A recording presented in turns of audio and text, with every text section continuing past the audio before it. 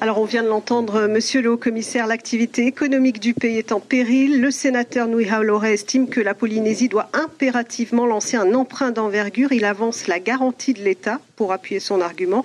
L'État pourra-t-il se porter garant d'un emprunt de 60 milliards ?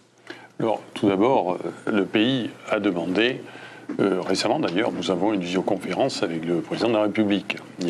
C'était le 28 avril, pour aborder justement les conditions d'un redémarrage économique. Alors, l'État apporte déjà un certain nombre d'éléments. On apporte des garanties aux prêts faits par les entreprises. Il y a des aides pour les petites entreprises aussi. Ceci est appliqué. Il y a des liquidités qui sont injectées pour les banques également, ici en Polynésie.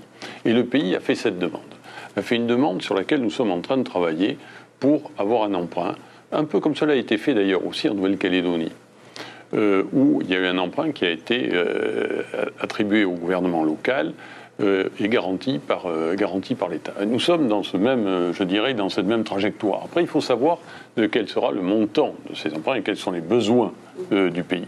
Et c'est sur quoi un déficit de 120 milliards quand même. C'est pas un déficit, c'est un manque à gagner. Les 125 milliards de francs représentent la perte de richesse du territoire, du produit intérieur brut, mais ça représente l'arrêt de l'activité touristique.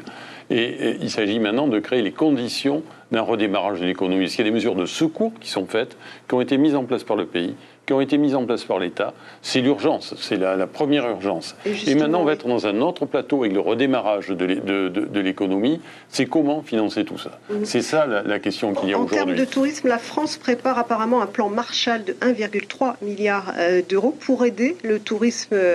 Est-ce qu'on peut espérer en bénéficier Et là aussi, il y a quelques jours, nous avons été associés également à une visioconférence avec le secrétaire d'État au tourisme à Paris, M. Lemoine, et Annick Girardin, ministre des Outre-mer, pour déterminer quels étaient les problèmes que nous rencontrions. Et le tourisme, nous sommes certainement, même sûrement, le territoire d'Outre-mer qui est le plus dépendant du tourisme. Ça représente 10% de la richesse produite sur notre territoire, et plus si on compte les activités annexes. Donc l'objectif, c'est d'être en effet associé à ce plan national, et c'est pour cette raison qu'il y a eu cet échange. Nicole Bouteau d'ailleurs était présente à cet échange, et c'est pour cette raison que ce travail aussi a été engagé. On peut s'attendre à une crise sans précédent dans les prochains mois. La sécurité des populations est-elle assurée en cas d'éventuels mouvements sociaux ? Alors, tout d'abord, les forces de sécurité contribuent au quotidien à, je dirais, cette lutte contre, d'abord, la délinquance pour assurer la sécurité de nos concitoyens. Il faut noter d'ailleurs qu'après la période de confinement, la délinquance redémarre un petit peu en ce moment, et il y a une très très forte mobilisation de nos équipes en la matière, avec les mouteuils municipaux. Mais la question sociale aussi est importante. On s'est rendu compte pendant cette période de confinement qu'il y a eu beaucoup de problèmes sociaux. Il y a beaucoup de familles qui avaient des problèmes pour se nourrir.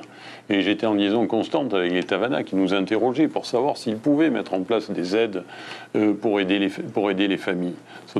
Ça s'est fait d'ailleurs, sous certaines conditions, cela s'est fait.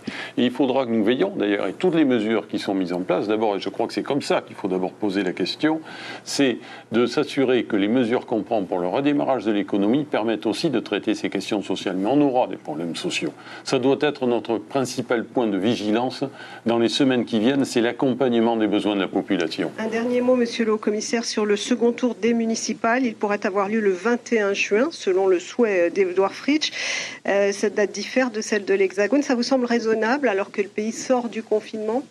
Mais aujourd'hui, nous espérons, je l'ai dit, espérons pouvoir sortir du confinement d'ici la fin du mois de mai. Si bien sûr l'évolution sanitaire le permet. Ça, c'est une des conditions premières.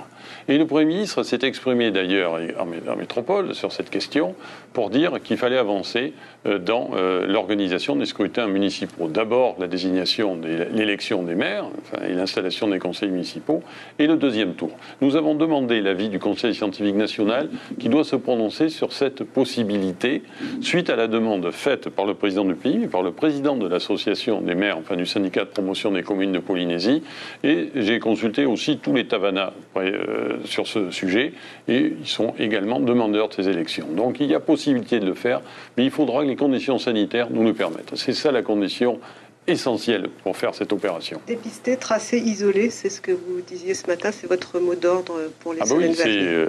C'est ça le mot d'ordre principal. Il faut être toujours vigilant, on ne peut pas baisser la garde. Merci beaucoup, monsieur le haut-commissaire, d'avoir répondu à nos questions. C'est à vous, Chiquita, pour la suite du journal.